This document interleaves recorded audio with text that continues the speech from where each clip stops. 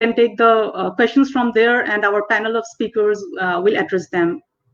मैं अभी major general GD Bakshi sir को अनुरोध करना चाहती हूँ कि इस विषय पर हमें एंटरटेन करें, हमें अवगत करें। धन्यवाद।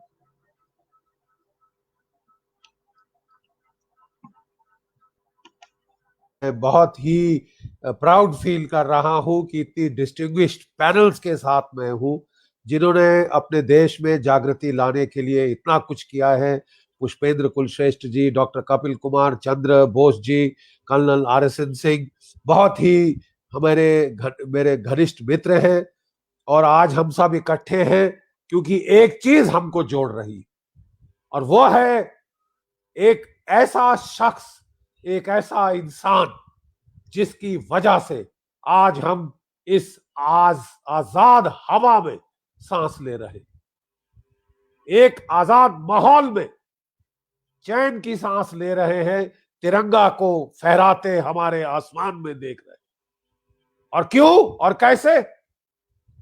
किताबें हिस्टोरियंस ने लिखी है, कोर्ट हिस्टोरियंस, जिन्होंने हमारे मन में ये जहर भरा, जिन्होंने ये एक काल्पनिक मिथ्या जो है वो हमको दिया, एक मिथ कि साहब दे दी हमें आजादी बिना खड़ग बिना ढाल, साबरमती के संत तूने कर दिया कमाल। कमाल तो ये है साहब कि ये झूठ 74 साल चला, ये फरेब 74 साल चला है। ये अंग्रेजों को जाने पे मजबूर किया एक शख्स ने, Netaji Subhash Chandra Bose, Indian national army.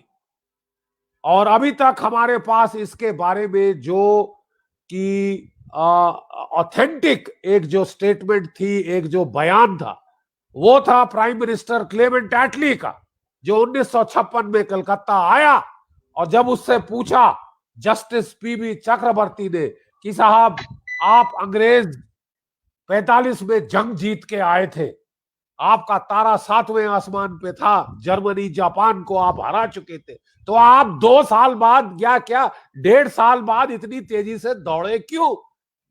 तो उसने कहा कि सिर्फ 3 शब्द है, Netaji Subhash Chandra Bose, Indian national army. बहुत सारे हमारे दोस्तों ने कहा कि साहब ये तो अब कहीं सुनी बात है। उन्होंने जस्टिस PB चक्रवर्ती को बोला, उन्होंने एक अपने सरकार को बोला, हिस्टोरियन को बोला, उसने उसको किसी किताब में लिखा, किसी ने उनको कोट किया। ये डायरेक्ट एविडेंस नहीं है साहब, हम इसको मानने को तैयार नहीं है, ये जो हमारे सारे नाटकीय कोर्ट हिस्टोरियंस थे। मैं आज एक शख्स को ट्रिब्यूट देना चाहता हूं, शायद हम में से कुछ उनको जानते होंगे, प्रोफेसर कल्याण डे। प्रोफेसर कल्याण डे, पिछले साल उनका देहांत हो गया। All his life he laboured to uncover the truth. इस सत्य को उजागर करने के में जितना उस शख्स का हाथ है, शायद ही किसी दूसरे का है, और बहुत कम हम में से शायद साथी जानते भी ना होंगे। डॉक्टर कल्याण डे वो लंदन गए, 6 महीने अपने जीवन के, अपनी पेंशन में उन्होंने जाके transfer of power archives London में रिसर्च किया। हमने उनको एक लिस्ट दी थी कि साहब जरा इनका खास देखिए, प्राइम मिनिस्टर क्लेमेंट एटली के letters, viceroy field marshal Wavell के लेटर्स, वॉइस जो कि commander in chief India field marshal ऑकिले की चिट्ठियां, गवर्नर्स ऑफ द सारी अंग्रेज प्रोविंसेस के जो अंग्रेज गवर्नर थे, डायरेक्टर इंटेलिजेंस ब्यूरो, और लंदन में lord Pethick Lawrence, secretary of state for India. इन सब के बयानात प्लीज आप देखिए, इन सब के लेटर्स को स्टडी करिए और बताइए साहब कि असली में हुआ क्या।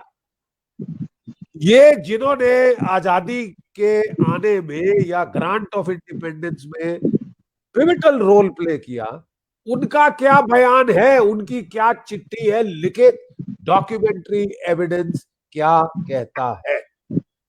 वो एक छोटा सा मोनोग्राफ इकट्ठा करके लेके आए, वो आके मेरे को मिले दिल्ली में आज से कोई 3 साल पहले। उन्होंने बोला जनरल साहब मैंने ये किया है, तो मैंने कहा साहब मुझे थोड़ा अध्ययन करने का समय दीजिए। जब मैंने पढ़ा तो मेरे रोंगटे खड़े हो गए। Here is documentary empirical evidence from the British archives, official archives, जहां वो कह रहे हैं कि अगर हम गए तो केवल और केवल नेताजी सुभाष चंद्र और आईएनए की वजह से। ये फौज 60,000 की थी और 26,000 इनमें से शहीद हो गए, कुर्बानी दिए। 26,000 out of 60,000 is 44%, almost half the force wiped out. इस दर्जे की कुर्बानी इतिहास में देखने को बहुत कम मिलती। गिने चुने हैं इंस्टेंसेस जहां इस स्केल पे सैक्रिफाइस हुआ हो। और साहब मजाक ये है कि इसके बावजूद 26,000 की शहादत के बावजूद हमें कहा जाता है कि साहब दे दी हमें आजादी बिना खड़क बिना ढाल, उपवास कर करके, सत्याग्रह कर करके अंग्रेजों को रुला रुला के मार दिया। और वो चले गए रोते रोते, अभी तक सिसक रहे हैं। शायद 45 ट्रिलियन डॉलर भी लूट के गए थे हमारा, सिसक नहीं रहे, हंस रहे हैं। और साहब अगर गांधीगिरी पे रहता तो वो दस्तावेज कहते हैं कि शायद भारत को आजादी शायद 1990 की दशक में मिलती, जब साउथ अफ्रीका को 1994 में आजादी मिली। कॉमनवेल्थ गेम वगैरह महारानी क्वीन जो है एलिजाबेथ के नीचे होती असली में। साहब ये जो फोर्स था, इम्फाल कोहिमा की लड़ाई हार गए, लेकिन आजादी की जंग जीत गए, क्योंकि उस वक्त 25 लाख अंग्रेज सैनिक थे, भारतीय सैनिक थे ब्रिटिश इंडियन आर्मी में। 25 लाख। आज की फौज का पूरी air force army navy combined 13 lakh है बाय द वे। और आजादी से लेकर आज तक की तमाम जंगों में हमारे 25,000 सैनिक शहीद हुए हैं। ये 60,000 की 13 लाख में 25,000 शहीद हुए हैं। 60 लाख की फोर्स में ये जो आपके हैं यहां पे शहादत दी है 26,000 ने। 1,000 ज्यादा है, अभी हमको शायद वो पूरा करना है। और आप कह रहे हैं कि ये तो नॉन वायलेंट स्ट्रगल थी। साहब ये तो स्ट्रगल तो केवल गांधी नेहरू ने भजन गागा के जीत ली, चरखे काट काट के जीत ली। साहब चरखे काट काट के ये जीत के आजादी दिलाई है आपको, अगर ये बकवास माने हम तो। लेकिन अंग्रेज क्या कहते हैं, उनका इतिहास, उनके डॉक्यूमेंट्स, उनके दस्तावेज, प्राइमरी एविडेंस क्या कहता है। ये डॉक्टर कल्याण कुमार डे बहुत बड़ा एहसान है इस देश का उस शख्स के सर पे जो आज हमारे बीच में नहीं, वो आज हमारे बीच में नहीं।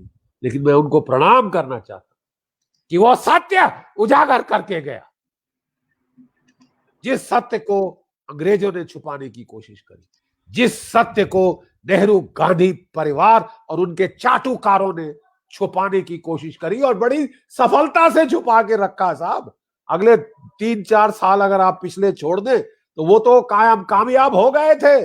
बोस को खत्म कर दिया था, आईएनए को फौज में वापस नहीं लिया, ट्रेटर करार किया, गद्दार करार किया, पेंशन रोकी, भूखे मर रहे हैं। उनके बेचारे बच्चों ने, दादा पोते नातियों ने नहीं पाले होते तो साहब वो नहीं जाते। लेकिन उनकी भी देखिए साहब सख्त हड्डी, कोई 12-14 बेचारे आईएनए के वेटरन्स रह गए इस देश में। 100 साल के ऊपर उम्र है। सिपाही परमानंद की 2-3 दिन पहले अपने कुछ दिन पहले पुष्पेंद्र कुलश्रेष्ठ जी गए थे उनके 100वें जन्मदिन पे। 100वें जन्मदिन वो जिंदा है कि साहब हम सच जो है दुनिया के सामने उजागर होता देखना चाहते हैं, हम पर्दाफाश देखना चाहते हैं। क्योंकि जो सबसे बड़ी त्रासदी है इस देश की वो ये है कि आजादी हमको दिलाई नेताजी और आजाद हिंद फौज ने, और मलाई खाई नेहरू खानदान ने। अंग्रेज गए तो कांग्रेस वर्किंग कमेटी में जब इलेक्शन हुई 16 में से 14 वोट सरदार पटेल को गए। एक नेहरू का अपना वोट और एक दूसरा वोट उनका जो था वो उनको मिला था कांग्रेस वर्किंग कमेटी में। लेकिन अंग्रेजों ने दुम मरोड़ी महात्मा गांधी की, जो बेचारे टूट चुके थे, जेलों में टूट चुके थे तब तक, और उनको मजबूर किया कि नेहरू प्रधानमंत्री बनेगा। गांधी जी ने बुलाया पटेल जी को और उनको बोला कि भाई आप हट जाइए। उन्होंने हाथ जोड़ के स्वीकार कर लिया। ये मॉरल स्टेचर था महात्मा गांधी का। और जो है राज दिया गया एक चाटुकार राजघराने को, जिन्होंने अंग्रेजों की शायद सबसे बड़ी सेवा की। इनके रिश्तेदारों में वो रोमिल्ला थापड़ भी थी, जिनके ग्रैंडफादर ने सरोपा प्रेजेंट किया था, तलवार प्रेजेंट करी थी जनरल डायर को। चाटुकारिता का ये इनाम मिलता है कि जाते जाते अंग्रेज ऐसे चाटुकारों के हाथ राज्य सौंप गए, who kept the Indian state alive in the image of the राज, कि राज की लिखी एक इतिहास का पन्ना नहीं बदल सकते ये काले अश्वेत, एक पन्ना नहीं बदल सकते। और ये सत्य छुपाने के लिए, ये पॉलिटिकल लेजिटिमेसी गेन करने के लिए इन्होंने ये पूरा नैरेटिव बदली किया। आजाद हिंद फौज का नाम मिटा दिया। पाकिस्तान की फौज ने वापस ले लिया आजाद हिंद फौज के अफसरों को। मोहम्मद जमान कयानी का बेटा Pervez Kayani chief of army staff बना पाकिस्तान का। युद्ध में उन्होंने हिस्सा लिया पाकिस्तान के सारे। ये भारतवर्षी था जिन्होंने उन्हें गद्दार किया। मतलब कि अंग्रेजों को शासन करने का पूर्ण अधिकार और हक था, और अगर कोई उनके खिलाफ हथियार उठाए तो या तो वो टेररिस्ट है, या वो गद्दार। पेंशन बंद करो, वर्दी उतारो, रैंक्स उतारो, यतीम करो, सड़कों पे ले आओ इन कुत्तों को जिन्होंने हिमाकत करी राज से लड़ने की। और वो जिसने आजादी दिलाई वो तो चला गया। उसने हार नहीं मानी थी जापान के सरेंडर के बाद। वो साइबेरिया पहुंच चुका था। वहां से उसने जो हमारी एम्बेसी ओम्स्क साइबेरिया में एस्टैब्लिश हुई थी, 3 ब्रॉडकास्ट किए अगस्त 1945 के बाद, were he suppose to have died. अगस्त 1945 के बाद 3 ब्रॉडकास्ट किए 32 मीटर बैंड पे। सुन सकते हैं आप, अभी भी वो शायद रिकॉर्ड पड़े हैं। और तब तक जब अंग्रेजों को बिल्कुल कंफर्म हो गया कि ये वहां है, उनकी ट्रीटी थी रशिया के साथ, सोवियत यूनियन के साथ 2 ट्रीटी, 1941 की, नवंबर 1941 और 1944 की, for exchange of intelligence, for cooperation in secret operations. इसके तहत उन्होंने बोला वॉर क्रिमिनल सुभाष चंद्र बोस आपके पास, हम उसे वापस नहीं चाहते, क्योंकि इस हिंदुस्तान में कोई जेल नहीं बनी जो उसे सलाखों के पीछे रोक सके। हमारे जाने के बाद, हमारे होते हुए भी मुश्किल हो जाएगा। तो बोले क्या चाहिए साहब? बोले साहब आप हमारे एलाई हैं, हमको एक्सेस चाहिए नेताजी सुभाष चंद्र बोस को इंटेरोगेशन के लिए। इंटेरोगेशन का मतलब मैं फौजी भाषा में आपको समझा देता हूं, टॉर्चर 3rd डिग्री। जिस इंसान ने आपको आजादी दिलाई, जिस इंसान ने आपको जय हिंद का नारा दिया, जिस इंसान की वजह से अंग्रेज गए, उस इंसान को टॉर्चर कर करके मारा गया, और ताकि उसकी चीख हिंदुस्तान में ना पहुंच सके, यहां की चाटुकार नेहरू सरकार ने ये फिक्शन स्प्रेड किया कि वो तो साहब एयर क्रैश में मारे गए। 2 कमीशन खड़ी करी उन्होंने, चाटुकार कमीशन, जिन्होंने yes his masters voice reproduce करी। चीख चीख कर वो इंसान मरा जिसकी वजह से आप और मैं आजाद हैं। We are all guilty, we are all witness to the gravest injustice. आज मुझे खुशी है कि सुशांत सिंह राजपूत को लेकर जो अन्याय उसके साथ हुआ है, उसको लेकर भारत के लोगों में, जनता में कितना आक्रोश है। लेकिन उनको टॉर्चर करके तो नहीं मारा गया, सता के यत्ना दे के तो नहीं मारा गया इस जुर्म के लिए कि उसने भारत को आजाद किया था। ये हिसाब बाकी है। भारतवासियों, तुम शर्म से डूब के मरो because of your lackadaisical attitude, because आपका चलता है एटीट्यूड से ये सफा हंसते हंसते निकल गए ये अंग्रेज और उनके चाटुकार, उनके कोलैबोरेटर्स हमारा बेवकूफ सामूहिक बेवकूफ बनाने में, सामूहिक बेवकूफ बनाया गया। जिसने आपको आजादी दिलाई आपने उसको चीख चीख कर मरने दिया। ये कटु सत्य कोई कहानी नहीं छुपा सकती, इस बाबा की या उस बाबा की।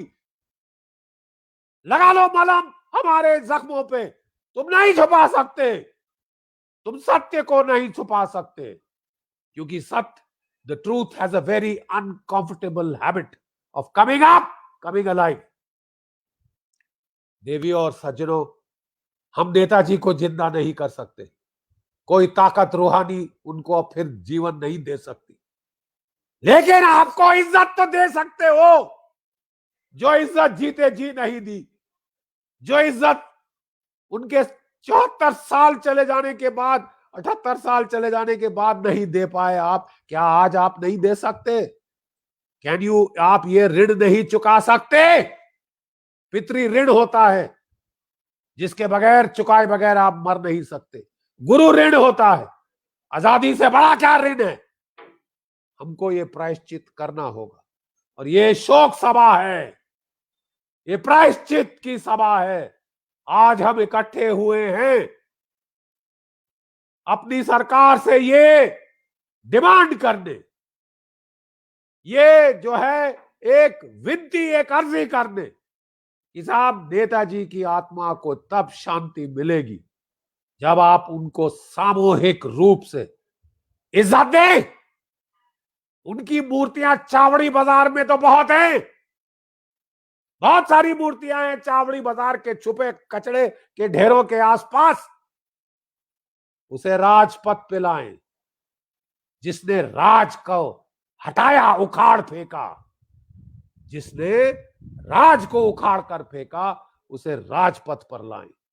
उसे एक रिक्त स्थान पड़ा है, क्योंकि ऊपर वाला भी कोई इंसाफ जानता है और ये ऊपर वाले की मर्जी से जहां इंडिया गेट के पीछे किंग जॉर्ज 5 का वो जो छतरी है वो खाली पड़ी है 74 साल से, क्योंकि वो इंतजार कर रही है उस सूरमा का, उस सामुराई का, उस शूरवीर का जिसने पूरी जिंदगी लगा दी, सब यत्नाएं सही अपने देश की आजादी के लिए और देश के दुश्मनों को खदेड़ कर ही गया। आपने उनके रिवेंज के लिए उसे छोड़ दिया। अब कोई शर्म है, कोई हया है, कोई फीलिंग है अंदर? ये कटु सत्य है, सारी चाटुकारी से नहीं छुपा सकती और ये धीरे धीरे धीरे उभर कर बाहर आ ही गया है। और मैं नहीं मरूंगा, ये जो यहां बैठे हैं मेरे साथ, मेरे साथी, हम नहीं मरेंगे जब तक ये अन्याय को हम हटा ना पाए। मैं प्राण नहीं छोड़ूंगा, नहीं छोड़ूंगा, जहमत की तरह, भूत की तरह चिमट के रह जाऊंगा। तुम्हें ये करना होगा भारत वालों, भारतवासियों, आपको ये अन्याय हटाना होगा। नेताजी को और एकमात्र प्रायश्चित का तरीका है कि उसे वो सम्मान दो, उसके जो बचे खुचे सैनिक हैं उनको जो सम्मान दो जो आपने उसको जीवन में नहीं दिया। आजादी का मजा तो ले रहे हो ना, खुली हवा में सांस ले तो रहे हो ना, शर्म नहीं आई? कभी शर्म भी कर लो। और मेरी फिर हाथ जोड़ के विनती है कि जब जनमानस की आवाज होगी तो हमारे नेताओं को सुननी पड़ेगी, हमारी सरकार को जनमानस की भावना सुननी पड़ेगी। क्योंकि माफ कीजिए, मुझे लगता है कि हम केवल वही करते हैं जिससे हमारा इलेक्टोरल फायदा हो और या कोई और फायदा हो। हमें किसी से कुछ नहीं लेना था। मैं रिटायर हो चुका हूं, हमारे सारे रिटायर्ड बैठे हैं यहाँ, रिटायर्ड बट नॉट टायर्ड। लड़ाई, the fight is not over, the fight is not over. और देश के, भारतवर्ष के निवासियों, भारतवासियों, देश प्रेमियों, प्लीज ये कर दीजिए, ये एक इज्जत दे दीजिए। वो बारिश पड़ेगी। जब चंद्र बोस दादा और मैं मिलने गए थे, प्राइम मिनिस्टर मोदी जी के घर पे, रेजिडेंस पे, जैसे ही वो आए और नेताजी की बात शुरू हुई, आसमान से बारिश गिरी थी। चंद्र दादा, एम आई करेक्ट? हल्की हल्की बारिश की बूंदें गिरी। The heavens had blessed that. मैं जानता हूं बहुत व्यस्त है, मैं जानता हूं पूरा भार पड़ा है, कमर तोड़ भार उनके ऊपर है। कोविड की बीमारी, ये महामारी, ऊपर से चीनी, ऊपर से हरामखोर पाकिस्तानी, बहुत है उनके ऊपर। लेकिन मैं फिर भी उम्मीद करता हूं कि ये चीज उनके कानों तक पहुंच जाए, एक्शन होके रहेगा। हम 1000 फुट का स्टैचू नहीं मांग रहे, प्लीज आप 10 फुट दे दीजिए। आप 6 फुट के थे वो, आप 6 फुट का दे दीजिए, लेकिन सही स्थान पे दीजिए। राजपथ, इंडिया गेट, जो कि वॉर मेमोरियल है अंग्रेजों का, और जो नया वॉर मेमोरियल है भारतीय सेना का, सशस्त्र सेनाओं का, उसके बीच में ये छतरी, जहां एक योद्धा को होना ही चाहिए। आज हम केवल इसीलिए एकत्रित हुए हैं कि आप प्लीज नेताजी का स्टैचू, उनकी मूर्ति सही स्थान पर पहुंचा दीजिए। अगले साल 75वीं वर्षगांठ है आपकी आजादी की। नेताजी के मुट्ठी भर बचे हुए सिपाहियों को परेड पे लाएं, जैसे आप लाए थे 2 साल पहले। फिर हावी हो गई है नौकरशाही, फिर हावी हो गई, रोक दिया, इस साल नहीं आने दी। उनकी दर्द होती है ना, चाटुकार कुत्ते जो यहां रह गए हैं, दुम सीधी थोड़ी ना होती है एक कुत्ते की, जिसको अपने मालिक के तलवे चाटने की आदत हो। अभी भी क्या आपकी, क्या कहते हैं, लोगों की लॉयल्टी व्हाइट हॉल को हो सकती है, MI5 को हो सकती है, मैं सोच नहीं सकता और मेरी आत्मा से हर जाती है। लेकिन मुझे पक्का यकीन है कि आप हमारी आवाज सुनेंगे और नेताजी को वो जो रिक्त स्थान है उसे भरेंगे। जय भारत, जय हिंद।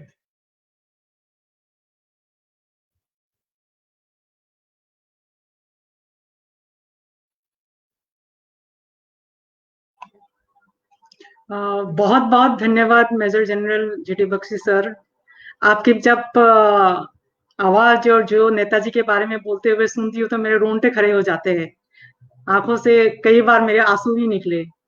इस तरह, किस तरह से आप देशभक्ति करोड़ों के दिलों से जगाते हैं आप, बहुत बहुत धन्यवाद। और इस विषय पे